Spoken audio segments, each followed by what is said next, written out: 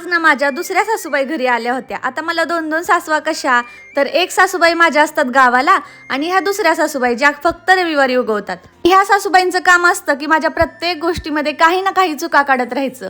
जसं की आहे ना, तुम्हाला दिसतच असेल इथं फ्रीज उघडलाय आणि त्यामध्ये अर्ध लिंबूच का ठेवले, अर्ध टोमॅटोच का ठेवले, हे सगळं ते मला बोलत राहतात। फ्रीज पासून लगेच ते बेडकडे आले आणि इथं कपड्याचा ढिगारा बघून बोलू लागले। आता कपडे आत्ताच काढून आणलेत हे त्यांना मी कसं सांगू। त्यानंतर आता नवीन वर्षाचं कॅलेंडर आमच्या सुद्धा घरी लागले बरं का। आता ते खुंटीला एकदा अडकवलं की वर्षभरानेच ते निघणार। आणि संडे असला की माझं घर म्हणजे ना उडपी रेस्टॉरंटच होऊन जातं, कारण आहे ना त्या दिवशी इडली डोसा ह्याच गोष्टी माझ्या घरी बनतात आणि मी इकडे गाणे एन्जॉय करत करत मस्त बनवत होते।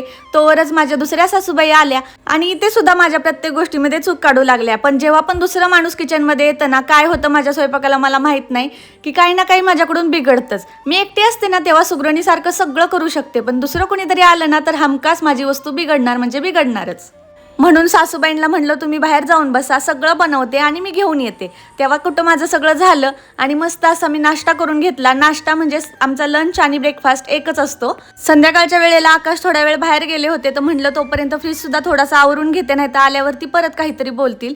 आणि बाकी पण घरामध्ये राडा तसाच्या तसा पडला होता, कारण रविवार असल्यावरती आहे ना काम डबलच होऊन जातं। त्यामुळे ते सुद्धा पटकन आवरून घेतलं, कारण आता हे सगळं झाल्यानंतर मला आणखी काहीतरी स्वयंपाक करायचा होता। त्यासाठी ह्यांचीच वाट बघत मी बसले होते, कारण सासूबाई मेनू ठरवतील आजचा।